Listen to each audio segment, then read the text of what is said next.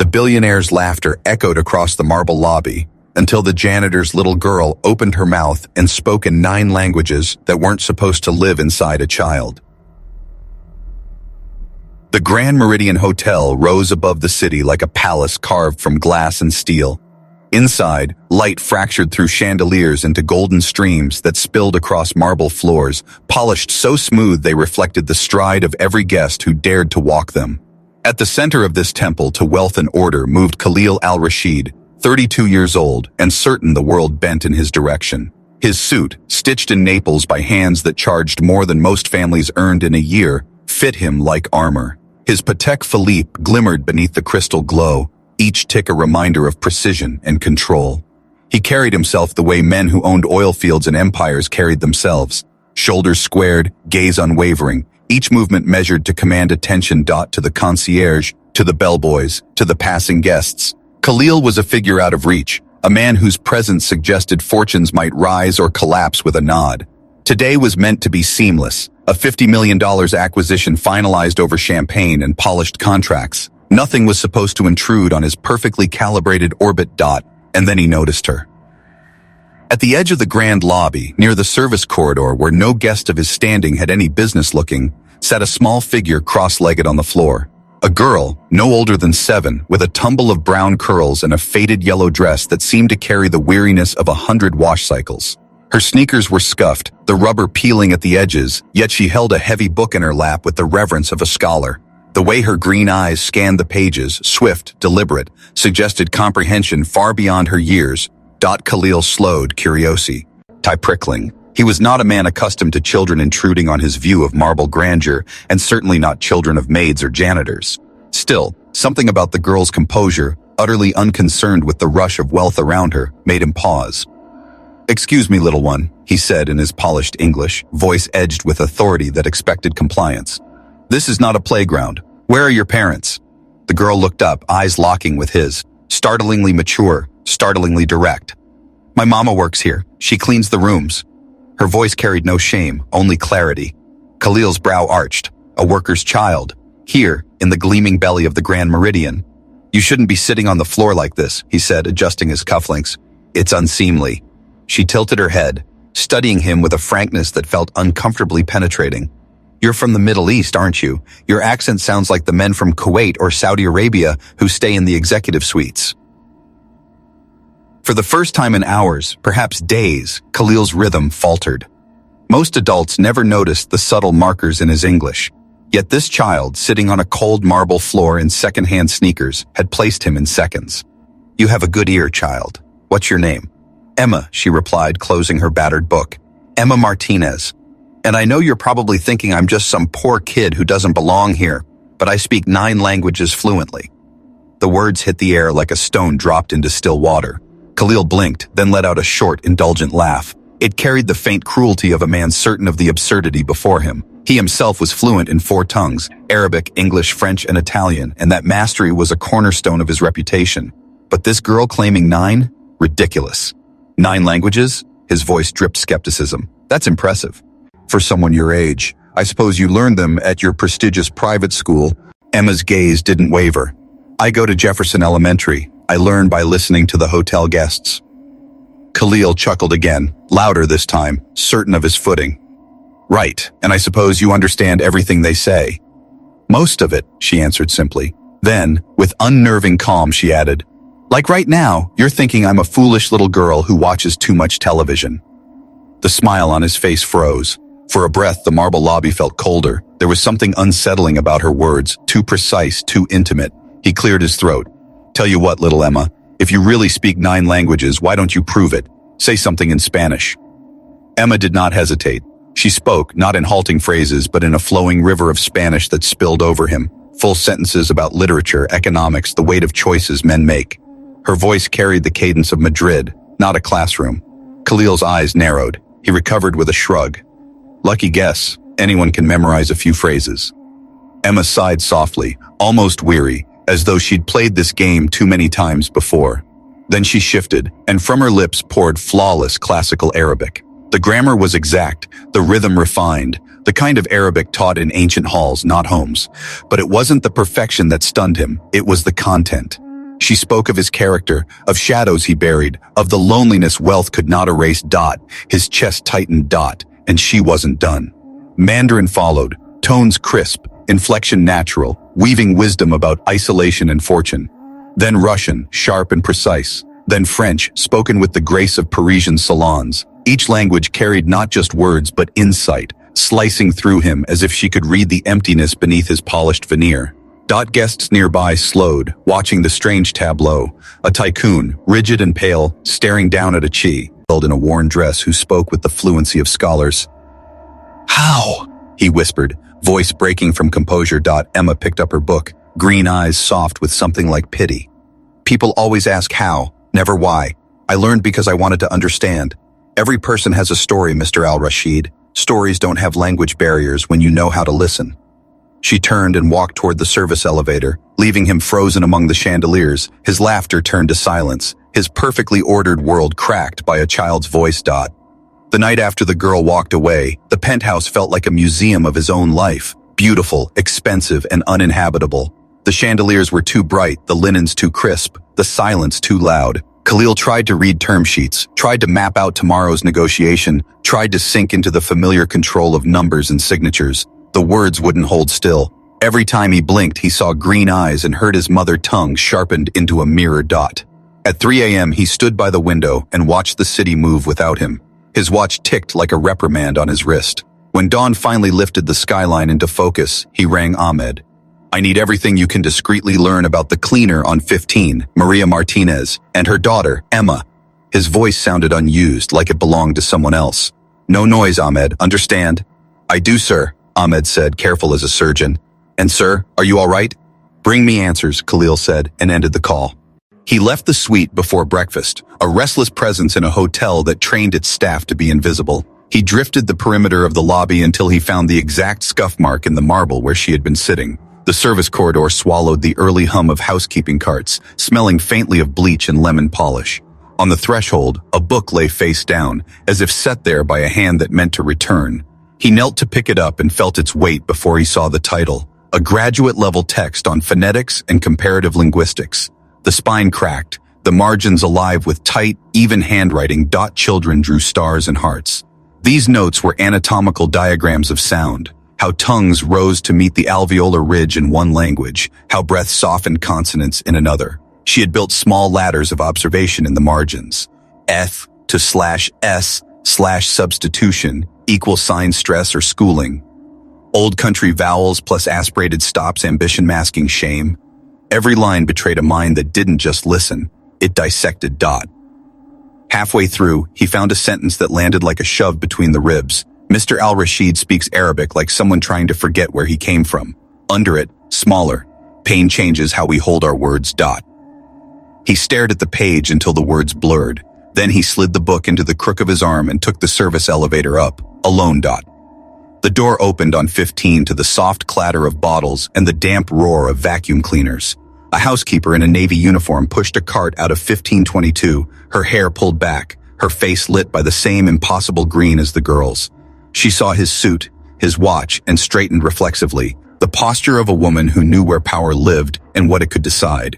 "Mrs. Martinez?" he asked and tried to pull the sharpness out of his tone. "Do you have a moment?" Her fingers tightened on the cart handle. "Is something wrong with your room, sir?" "No." He softened his voice again, and it felt like bending iron. "Nothing's wrong. I wanted to speak with you about your daughter."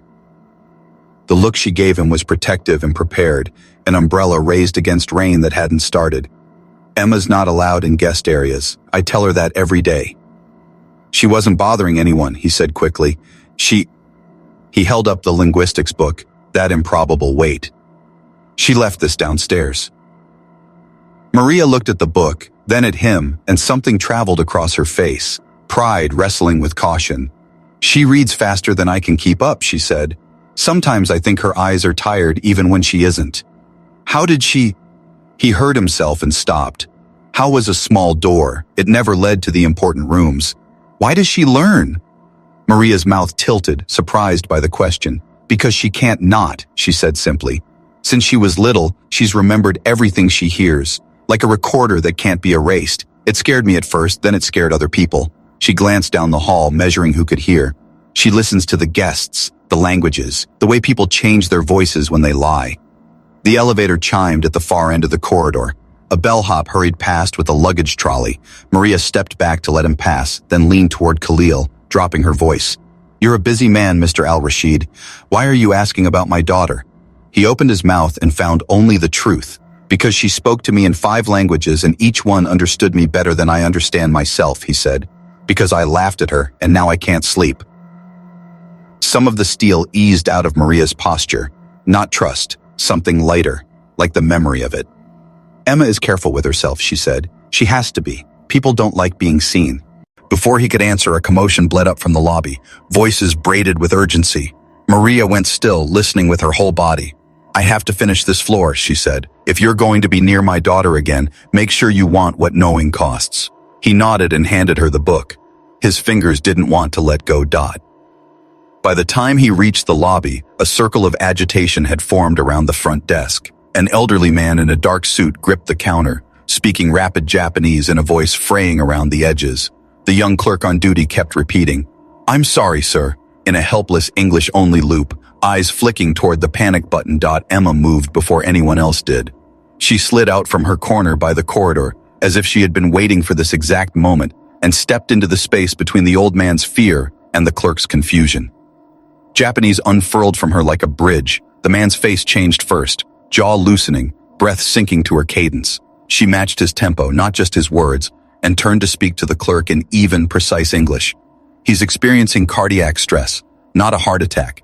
His medication is in his room, 801, second drawer of the nightstand. The label is a white sticker with blue stripes." The clerk blinked. "How?" "Call the hotel nurse," Emma said gently, then returned to Japanese, steering the man into a chair, recalibrating the room's breathing to hers. Within minutes, a security officer jogged in with a med kit. A bellboy pelted toward the elevators to retrieve the named pill bottle. The nurse arrived with cool hands and the authority of experience. The crisis melted into order as if the hotel itself remembered what that felt like. Guests who had drifted closer now drifted away, conversation resuming at the safe volume of normal. Khalil realized he'd been holding his breath. When Emma returned to her pad, each a floor, the battered book tucked under her arm again, he walked toward her as if gravity had shifted direction. "How did you know?" he asked. She looked up. "The way he held his left arm and kept pressing 2 fingers to his wrist," she said, as if explaining a child's puzzle. His breathing was fast but shallow. He was saying medication and doctor, and the cadence of panic is the same in every language. "You shouldn't have to know any of that," he said, and surprised himself with the tenderness in it. She tilted her head. "And yet I do." He sat on the edge of one of the lobby's discreet chairs, aware of how wrong he looked there, like a statue trying to learn to sit. "You were right about me," he said, "about television. I thought," he exhaled, "I thought you were performing." "I was," she said, almost smiling, "just not the way you meant." His gaze dipped to the book now cradled against her ribs. "You left that upstairs." "I didn't leave it," she said. "I loaned it to you." He blinked. "When?" "When you picked it up." It shouldn't have made sense. It settled like something inevitable. "There was a note," he said quietly, "about my Arabic, and about pain." Emma's expression gentled. "People hold their pain in different places," she said. "Some hold it in the vowels." Silence moved between them, not empty but newly cleared. A bell chimed somewhere in the atrium. The concierge answered a phone with a voice calibrated to reassure royalty. "Emma," Khalil said, because he wanted to stand inside the truth rather than circle it, "I want to help you." She blinked once, slow. "How?" she asked, and the word wasn't a challenge so much as a calibration. He opened his mouth and found himself on a precipice. Offers were easy. He trafficked in them. This felt like something else entirely. Schooling, books, teachers, whatever you want. He hesitated, then added, "Protection, if you need it." She glanced toward the front desk, where the hotel manager, Peterson, was scolding the clerk with a smile that didn't reach his eyes. His wrist flashed a new watch, the kind a salary like his would need years to justify. Emma's gaze returned to Khalil. "People think children are invisible," she said, voice soft enough not to travel. "They aren't careful with their words around us, or their money."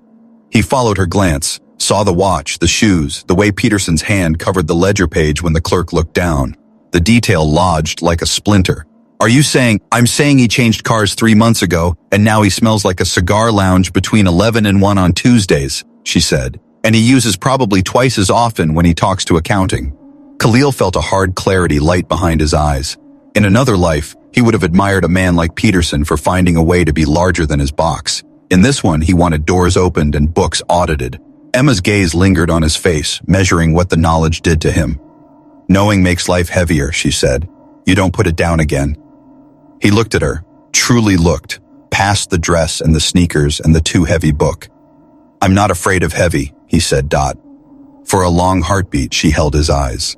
The hotel moved around them, all that polished choreography, while the real dance happened in a quiet corner on a piece of floor no one important was supposed to notice. She nodded once, barely. An agreement to an agreement not yet named. Ahmed appeared at the edge of the lobby, scanning until he found his employer. He didn't approach, just waited with the pat. Iance of a man who understood tides. Khalil stood, and the distance between where he had been and where he was now felt measurable in something other than steps. "Tomorrow," he said to Emma. It wasn't a question. "Tomorrow," she echoed, and opened her book to a page already memorized.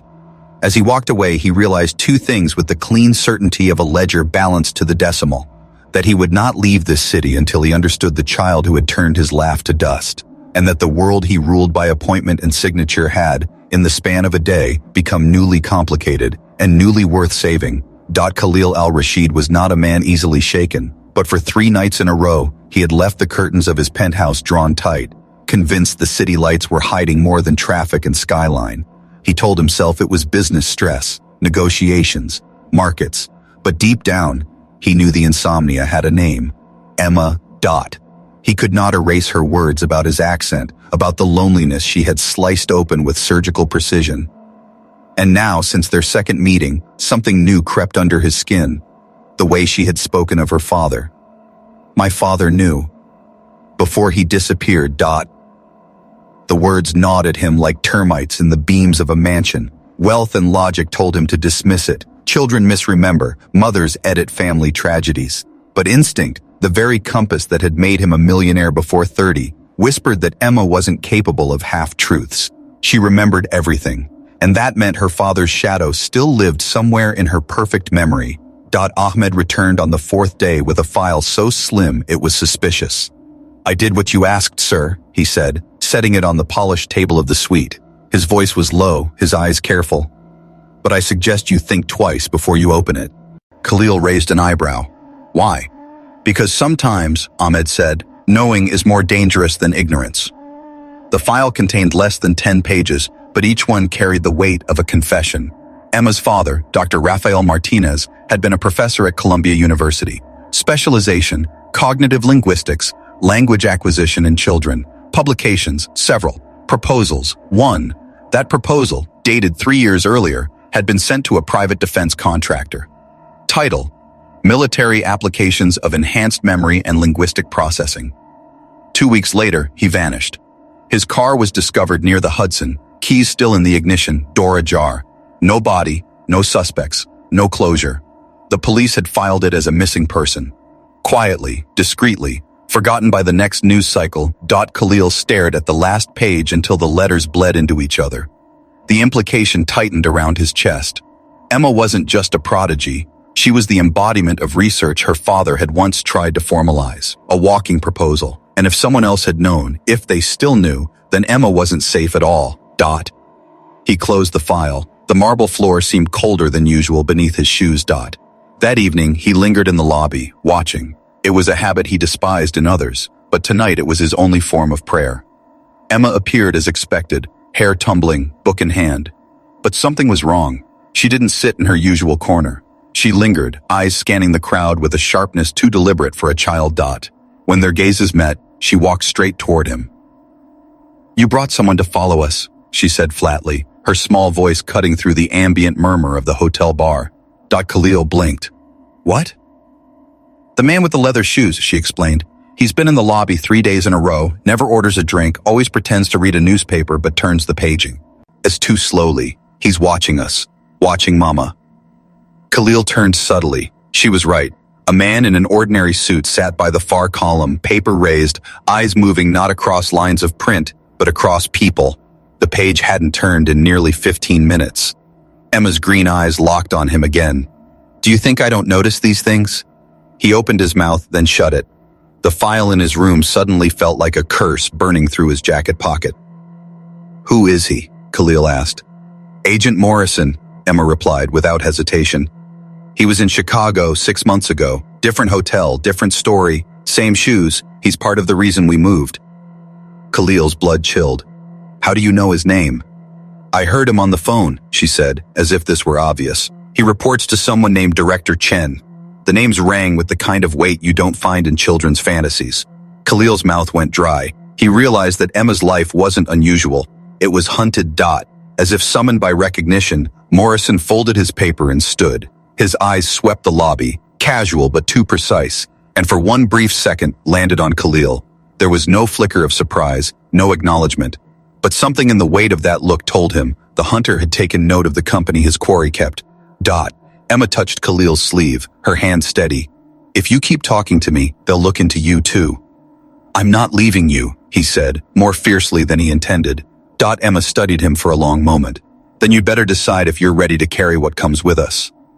Maria appeared then, her cleaning cart rattling from the service corridor. She spotted them together, her face tightening with alarm. "Emma, it's time." Emma gave a small nod, but before leaving, she leaned closer to Khalil and whispered, "Tomorrow, same time, I'll show you how I see things. But after that, there may not be another chance." Khalil stood frozen as they disappeared down the service hallway. Morrison walked toward the elevators, paper tucked under his arm, his pace unhurried but purposeful. For the first time in years, Khalil al-Rashid felt like prey. And he realized something he hadn't dared put into words. The laugh he gave Emma on that first day had not only broken, it had echoed into a chase that might now consume them both. The storm broke on an afternoon too calm to trust. Khalil had spent the day in meetings, nodding at charts he didn't hear, his mind fixed on green eyes and whispered names. Agent Morrison, Director Chen, disappearance. Every deal he signed felt counterfeit beside the gnawing certainty that Emma's world was already collapsing under invisible weight. By evening, the lobby's rhythm shifted. It was subtle at first, 3 men entering at staggered intervals, their suits sharp but their eyes sharper. They didn't look at each other, yet their movements braided into a pattern only a trained predator would miss. Emma noticed first, of course. She was sitting cross-legged again, a new book open on her lap, but her gaze kept darting to the revolving doors. "They're here," she murmured when Khalil approached. Her voice was calm, but her fingers trembled against the page. "Who?" "3 of them. The tall one is Morrison, the scar on his left hand. He hides it under his cuff, but I've seen it before. The others are new. They're splitting the lobby into zones. One will circle behind us." Khalil's throat dried. He scanned the crowd and saw it clearly now, the predatory geometry of a net tightening. His instinct screamed. He leaned close. "Where's your mother?" "Working the 10th floor, but she has a bag ready." Emma's eyes flicked toward the service corridor. "If we move now, we have a chance. Then we move." They rose together, casual but too swift. Morrison's gaze snapped up, his paper forgotten. For a split second, their eyes locked, recognition flashing like lightning between hunter and newly marked target. "Run," Emma said simply. They slipped through the service door, the lobby's hush collapsing into chaos behind them. The corridor was narrow, lined with carts and supply closets. Their footsteps rang like drums as they sprinted for the stairs. Khalil's heart pounded, but Emma's movements were deliberate, as if every turn had been mapped long before. "They'll expect us to go down," she said between breaths. "We go up." The stairwell swallowed them whole. 32 stories spiraled above, metal railings slick with sweat under Khalil's palm as they climbed. Shouts echoed below, boots slamming against concrete, the hunters close behind. By the 12th floor, his chest burned. By the 15th, his expensive shoes slipped on the grit. But Emma never slowed, her small legs moving with uncanny endurance. "Roof," she urged, "it's our only chance." When they burst onto the 20th floor landing, Maria was waiting, bag already slung across her shoulder, eyes blazing. She didn't ask questions. She saw their faces, heard the pounding behind them, and understood. "Fire escape at the end of the hall," she snapped, pulling Emma close. "No," Emma said firmly, shaking free. "They'll have exits covered. We go up, to the helipad." Maria's eyes widened. "That's suicide." "Not if we time it," Emma said, her voice frighteningly certain. "The helicopter's already fueled. His pilot is waiting." She looked at Khalil. "You told Ahmed yesterday." Khalil felt a jolt. She had heard that stray conversation, cataloged it, stored it like ammunition. His throat tightened with both awe and terror. "Then we trust you," he said, and pushed upward. The rooftop door burst open with a clang. The night air struck them, sharp and electric, carrying the sound of whirling blades. Khalil's helicopter crouched on the pad, its rotors slicing the sky into thunder. The pilot, Captain Rodriguez, looked toward them, hand lifted in urgency. But headlights flared below. Black SUVs were fanning out around the hotel. Through the glass rail, Khalil saw men spilling into the lobby entrance. The net had closed. Emma's small hand clutched his sleeve. "We can still make it." The stairwell door slammed open behind them. Morrison stepped through with two others, weapons drawn but lowered, their posture that of hunters confident in capture. "Mr. Al-Rashid," Morrison called above the roar of the rotors. "Step away from the girl. You don't understand what you're dealing with. This is national security." "National security?" Khalil shot back, his voice raw. "Or covering crimes against children?" Morrison's expression didn't flicker. "The child is an asset. She can save thousands of lives."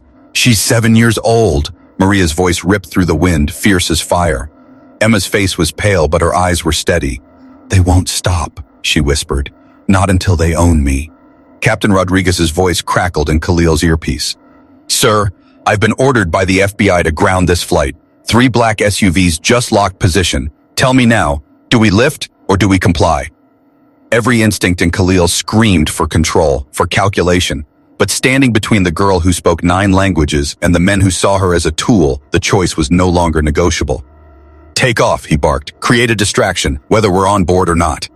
The helicopter lifted suddenly, rotors kicking up a hurricane of dust and debris. Morrison and his men shielded their faces, squinting against the storm. Emma tugged Khalil toward the far ledge of the roof, where a decorative platform jutted closer to the neighboring building. "There!" she shouted. Khalil's stomach dropped. The gap between rooftops yawned like a canyon. 20 feet of open air, a single misstep meant death. "Impossible," Maria gasped. "Not impossible," Emma said, her voice carry. It a terrifying conviction. "I've studied it. The downdraft from the helicopter will push us just enough if we jump from the right angle." Khalil looked at her, truly looked. This tiny child with curls whipping in the wind, eyes burning with a strategist's fire. Then he looked at Morrison advancing through the storm, gun raising higher. He took Maria's hand, then Emma's. "On your mark," he told her. Emma's gaze flicked to the blades, to the gusts, to the gap. Her lips moved, calculating silently.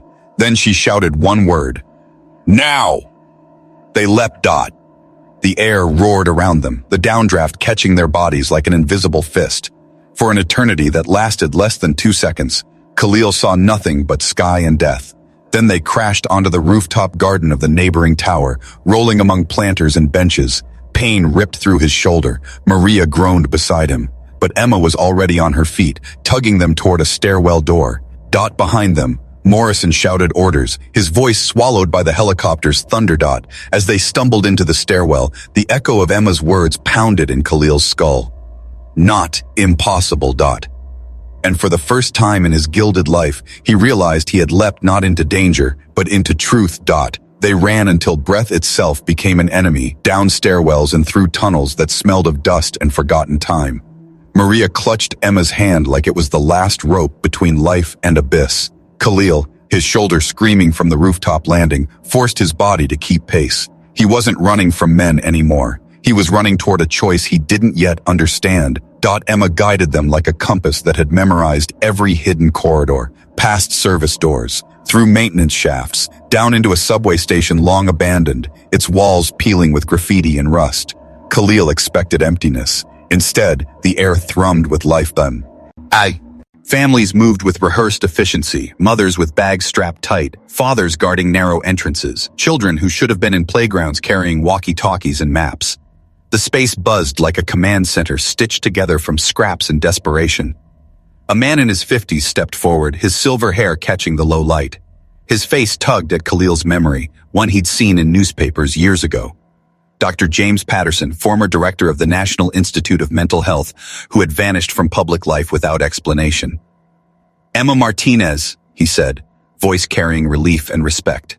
"You made it." Emma let go of her mother's hand just long enough to nod. They were closer than expected. Morrison himself. Patterson's jaw tightened. "Then the clock is running faster than we feared." His gaze shifted to Khalil. "And this must be the man who can't stop asking questions." Khalil straightened, though sweat glued his shirt to his skin. "I'm trying to understand what's happening." "You don't understand?" Patterson's smile was grim. You're standing inside the only network protecting gifted children from being turned into assets. Welcome to the end of your ignorance. The words hit like a hammer. Khalil turned in a slow circle, absorbing the impossible sight. Dozens of children with eyes too old for their years, mothers and fathers who carried the weight of constant flight. These weren't isolated prodigies. They were a hunted generation. Emma tugged his sleeve. They call it Project MindBridge. Officially, it doesn't exist. Unofficially, it's the most ambitious human experiment in history. Experiment? Khalil asked. His voice cracked. She nodded. It's not enough for them to find children like me. They're trying to create more. Genetic manipulation, neural implants, even experiments families didn't consent to. Maria's face hardened. Chill on. Dren stolen in the night. Parents who ask questions disappear, just like Raphael. Emma's hands trembled, but her voice didn't. They've been building to something bigger. I've been intercepting fragments of their communications, cross-city movements, unusual deployments. They're preparing a mass collection. Khalil's breath caught. Collection? Every gifted child they've identified in the last 5 years, not one by one anymore, all at once. Emma's eyes were a forest fire now, impossible to look away from. I've calculated their timing, less than 72 hours. The underground command center erupted in controlled chaos. Parents pulled children closer. Former agents whispered into radios. Maps were unrolled, escape routes drawn. The air thickened with fear, but Emma stood still, green eyes locked on Khalil. This is bigger than running, Mr. Al-Rashid, bigger than hiding. If we vanish again, they'll just find us. If we fight in shadows, they'll silence us. The only way to stop them is to expose them. Her words carved through him. Expose them how? I have proof, Emma said. Everything my father discovered, every intercept I've logged, every surveillance pattern I've tracked, names, dates, locations, orders signed by men who pretend to serve nations while they prey on children. If I speak at all, live on every channel, they can't erase it fast enough. They'll have to shut MindBridge down. Patterson's face was grave. You realize what you're suggesting? Once she goes public, she loses anonymity forever. The government won't forgive. The contractors won't forget. They'll paint her as a liar, a manipulated child. They'll destroy anyone who stands with her. Emma looked at Khalil, her gaze piercing past the layers of his tailored suits and oil-borne fortune. That's why I need you. The room stilled. I need your money to build a broadcast that can't be jammed. I need your contacts to spread it before they crush it. I need your name because the world listens to men with money before they listen to children with truth. Khalil felt the weight slam down. He had spent his life calculating returns, building empires, counting value in barrels and bonds. Now the only calculation left was this: to stand beside a child against governments and corporations, or to walk away and pretend he never heard the word collection. He thought of the laugh he'd given her in the lobby, the smirk of a man untouchable. He thought of the green eyes that had seen through it, through him, down to the emptiness he'd never admitted. He realized he had never been more alive than when he was running beside her, jumping rooftops, daring death in the space between. His voice broke, but the words came steady. Tell me what to do. Emma smiled then, just a flicker, the first childlike softness he had seen in her face since the day they met. Then we fight, together. The command center lit up with urgency. Screens flickered, radios barked, the world above was already tightening its grip. But down here, beneath the city's bones, a 7-year-old child prepared to speak the truth that could burn an empire to ash. And Khalil al-Rashid, who had once measured his worth in millions, realized he was about to gamble everything he had left. Not for profit, not for prestige, but for the voice of a girl who could speak 9 languages and whose silence might cost the world its soul. The underground command center was alive with fire and fear. Screens flickered under dim bulbs, wires snaked across concrete like veins, and the air smelled of sweat, dust, and the weight of 1,000 secrets. Above their heads, sirens wailed faintly, distant now, but closer with every passing minute. Emma stood at the center like a flame too bright for her small frame. Her notebook lay open, filled with diagrams and notes no adult could fully decode. She adjusted the microphone with hands steadier than most soldiers. Around her, mothers clutched child. Fathers armed themselves with resolve instead of weapons. Khalil watched, his heart hammering, as Captain Rodriguez aligned the uplink dish to a hidden satellite connection. Ahmed's voice filtered through a secure line, tense but loyal. Sir, your contacts are ready. Journalists in London, oversight committees in DC, broadcasters in Dubai, NGOs in Geneva. Once she speaks, the message goes global. Emma turned to him. Her green eyes held none of the playfulness of childhood. They burned with the weight of testimony. Once I start, there's no undoing this. They'll come harder than ever, but if I stop, the children disappear. Forever. Khalil nodded, his throat tight. Then we don't stop. The red light on the camera blinked alive. Emma inhaled, and the world changed. My name is Emma Martinez, she began, her voice clear and resonant, slicing through static. I am 7 years old, and I am here to tell you about a program that has stolen children, destroyed families, and turned gifts into weapons. They call it Project MindBridge. Officially, it doesn't exist. Unofficially, it has already ruined lives in 12 countries. The command center froze in silence except for her words. Emma spoke with precision, her perfect recall unfurling like a blade. She recited the names of officials who had signed orders, the contractors who had bankrolled research, the doctors who had participated. She spoke in English, then switched seamlessly into French, then Spanish, then Arabic, ensuring her words could not be dismissed as mistranslation. Every time the feed threatened to stutter, Ahmed's team reinforced it. Every time Khalil's phone buzzed, it was another journalist begging for confirmation. Within minutes, her face was on screens across 6 continents.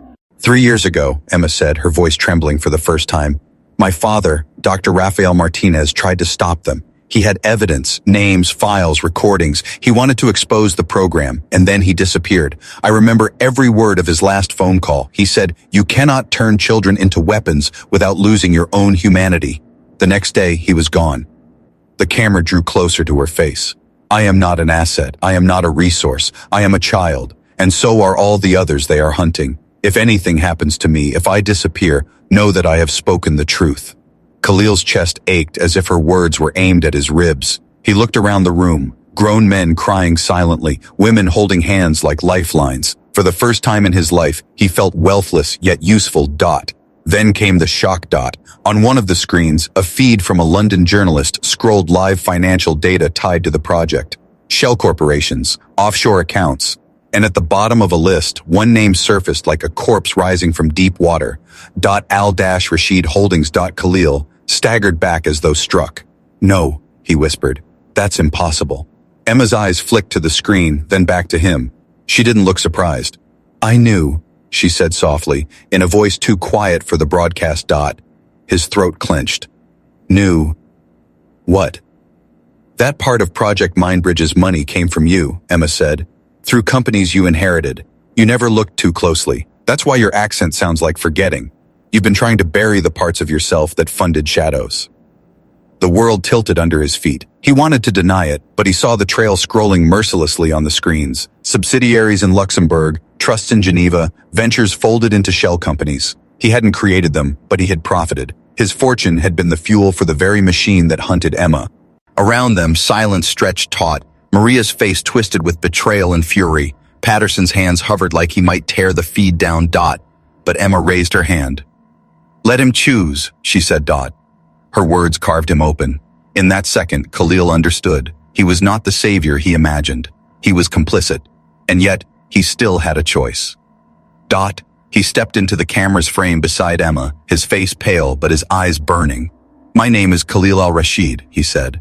Yes, my companies appear in the funding, and I am here to say this. I renounce every cent of it. I liquidate what I own, and I dedicate it all, every bank account, every holding, to a global trust for the children targeted by this program. I will testify in every court. I will name every partner. I will burn my own empire if that is what it takes. The room erupted in gasps. Maria stared at him, trembling with rage and reluctant awe. Emma's small hand slipped into his. The sirens above grew deafening. Heavy boots thundered down stairwells. Patterson shouted, "They found the access tunnel!" Emma turned back to the camera, her voice, impossibly steady, cut through the chaos. If you can hear me, know this. Every person who has tried to use us is a coward. Every person who protects us is a hero. And every child, no matter how gifted, deserves to be free. Gunfire echoed in the tunnels. The red light on the camera blinked. But by then, the broadcast had already spread. Across the globe, millions were watching. Oversight committees demanded answers. Governments announced emergency inquiries. For the first time, the hunters had to face the light. Later, weeks later, when the storm had passed and the headlines had shifted, Khalil would sit in a farmhouse garden in rural Vermont, watching Emma climb an apple tree with the laughter of a child finally free. His empire was gone, his accounts frozen, his name dragged through investigations. But for the first time, he felt rich. Emma leapt from a branch, landed beside him, and grinned. Do you remember the first day we met? His heart clenched. When I laughed at you? Yes. You thought the important thing about me was that I spoke 9 languages. He smiled faintly. And I was wrong. She nodded, eyes bright. The most important thing about me isn't what I remember. It's what I trust. I trusted you, even when I knew the truth about where your money came from, and you proved me right. For the first time since the marble lobby, Khalil felt the weight of silence lift. He realized that Emma's final language, the one he had never understood, was trust, and it was the only one that mattered.